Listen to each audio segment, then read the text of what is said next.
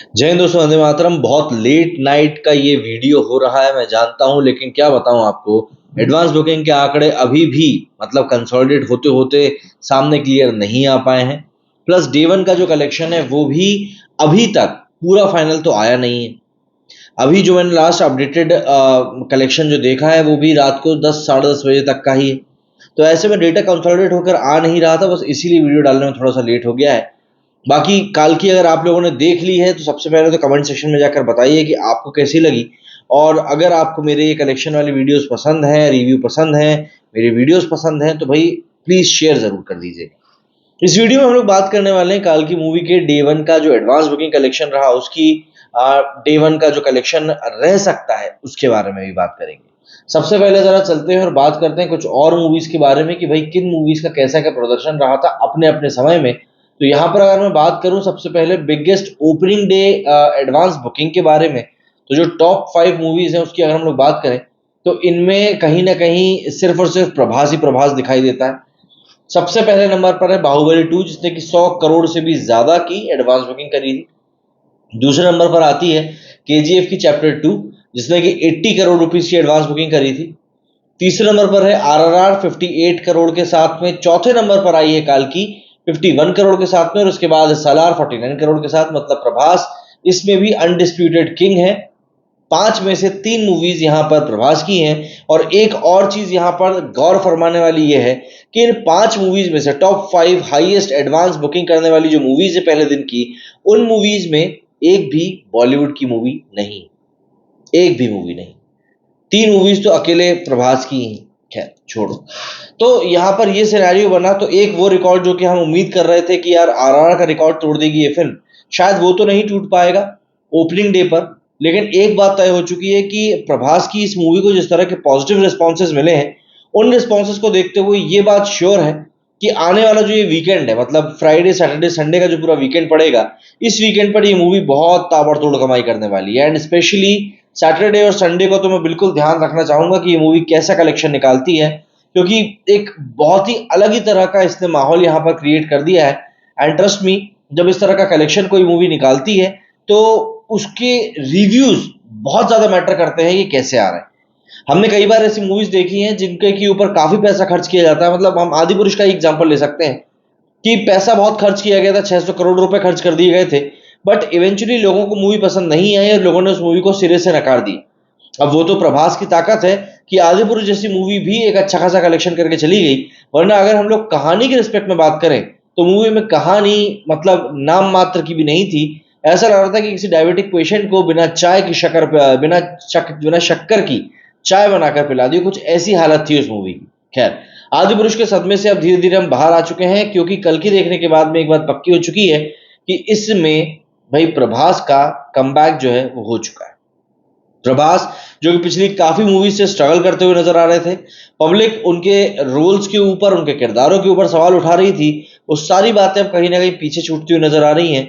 क्योंकि प्रभास ने इस मूवी के साथ में, अपने कैरेक्टर के साथ में जो न्याय किया है वो काफी ज्यादा अच्छा लग रहा है।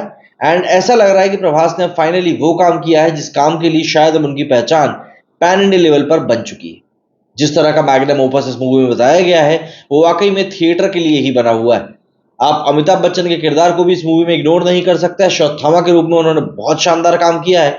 एंड उनके किरदार को देखकर ऐसा लगता है कि शायद अमिताभ बच्चन जी से बेहतरीन काम इस मूवी में और कोई अश्वत्थामा को लेकर बन भी नहीं सकता था, ना कर सकता था। जिस तरीके से उन्होंने अश्वत्थामा के किरदार को पोर्ट्रे किया है वो वाकई में काबिल तारीफ है। एंड वही बात है ना, आपको देखकर यही लगता है कि यार ये आदमी आखिर थकता कब। खैर, आगे बढ़े और बात करें सबसे पहले एडवांस बुकिंग कलेक्शन की कि भैया फर्स्ट डे का एडवांस बुकिंग फाइनली कितना हुआ है। तो फाइनल इसका जो कलेक्शन निकल कर आया है वो 57 करोड़ रुपीज का कलेक्शन निकल कर आया है। जो नंबर ऑफ शोज इसके गए हैं वो गए हैं 2400। और अगर मैं आपको तेलुगु के टिकट्स बताऊं तो तेलुगु में इसके टिकट बिके हैं ऑलमोस्ट 17 लाख। प्लस अगर मैं टोटल टिकट्स की बात करूं तो टोटल टिकट जो है वो 2 मिलियन के आंकड़े को पार कर गए। 2 मिलियन। मैंने कल भी आपको यही चीज बताई थी कि यार 2 मिलियन का जो जादुई आंकड़ा है ये एक बहुत बड़ा आंकड़ा होता है। भाई लोगों के यूट्यूब के ऊपर इतने व्यूज आ जाए तो ही लोग क्या बोलने लगते हैं। तो ये तो बंदे के मूवी के पहले दिन में ही इतने टिकट बिक गए। अपने आप में एक रिकॉर्ड है यार। तो यहाँ से ही 55 करोड़ जब आ चुके हैं तो ऑब्वियस सी बात है ओपनिंग तो भारी भरकम होनी है। तो अभी तक के जो एस्टिमेटेड रफ डेटा निकल कर सामने आया, ये कंसोलिडेटेड डेटा नहीं है, अर्ली एस्टिमेट्स हम इनको कह सकते हैं, लैंग्वेज वाइज भी डेटा निकल कर नहीं आया है। 100 करोड़ तो इस मूवी ने टच कर लिया है। अब बात यह है कि अगर ये मूवी 120 से 130 करोड़ पर जाकर एंड करती है पहले दिन में, तब जाके प्रोबेबिलिटी बनेगी कि ये मूवी पहले दिन 200 करोड़ का बिजनेस करेगी। एल्स 200 करोड़ वाली जो बात है वो धरी की धरी रह जाएगी। तो मुद्दा यहाँ पर यह है कि इस मूवी का अभी तक का फिलहाल का कलेक्शन जो इंडिकेट कर रहा है वो यही है कि शायद ये मूवी 200 करोड़ से थोड़ी सी पीछे रह सकती है। इसके अलावा अगर हम ओवरसीज कलेक्शन की बात करें तो 70 करोड़ जो है वो एक्सपेक्टेड एक ओवरसीज कलेक्शन निकल कर आ गया है। प्लस अगर मैं पहले दिन के इंडिया ग्रॉस कलेक्शन की बात करूं तो वो 120 करोड़ के आसपास आया है। तो टोटल कलेक्शन जो है वो 190 करोड़ रुपीस पहुंचा है। यहां पर एक बात और हम समझ सकते हैं कि ये नेट वर्ल्ड वाइड कलेक्शन है जो मैं आपको 190 करोड़ रुपए बता रहा हूं। ग्रॉस कलेक्शन इंडिया का जो है वो 120 करोड़ है। इन टोटल ये जो मूवी है ये 200 करोड़ के आंकड़े से बिल्कुल 10 करोड़ रुपए पीछे है। हो सकता है कल सुबह तक जबकि और कंसोलिडेट होकर डेटा निकल कर सामने आए तब ये मूवी 200 करोड़ के आंकड़े को टच कर ले। लेकिन फिलहाल अगर हम इसको ही फाइनल डेटा माने तो 190 करोड़ रुपए कमाई हुई है कल की पहले दिन की। एंड ये भी कोई कम कमाई नहीं है। बस बात ये है कि प्रभास का खुद का स्टेटस इतना लंबा हो चुका है, इतना बड़ा हो चुका है कि कंपैरिजन भी होता है प्रभास का तो अब बहुत ही बड़े पैमाने पर होता है। तो उस पैमाने से अगर हम देखें तो भाई एक बहुत ठीक कलेक्शन करके निकाला है, कोई आप इसको गलत कलेक्शन तो नहीं कह सकते। अगर मैं ओवरऑल ऑक्यूपेंसी की बात करूं इस मूवी की तो भाई ओवरऑल ऑक्यूपेंसी इस मूवी की काफी शानदार गई है। 82% गई है तेलुगु के लिए इसकी जनवरी 2027 में। अगर हम तेलुगु 2D की बात करें तो 86% इसके मॉर्निंग शोज की ऑक्यूपेंसी गई है, फिर 81% गई आफ्टरनून की, 82 गई है इवनिंग शोज की एंड नाइट शोज की 85% को टच करते हुए दिख रही है। इसके अलावा अगर मैं आपसे बात करूं तेलुगु 3D की तो तेलुगु 3D में ओवरऑल ऑक्यूपेंसी जो है वो 76% के आसपास रही है और और हर एक शो में लगभग लगभग इतना ही इसका अट्रैक्शन भी देखने के लिए मिला है।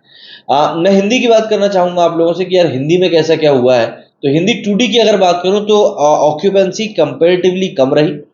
26% इसकी ऑक्यूपेंसी रही है हिंदी 2D की, जिसमें कि मॉर्निंग में 18.51%, आफ्टरनून शोज में 28.50%, इवनिंग शोज में 30.69% का जो एक डेटा है वो रजिस्टर किया गया है।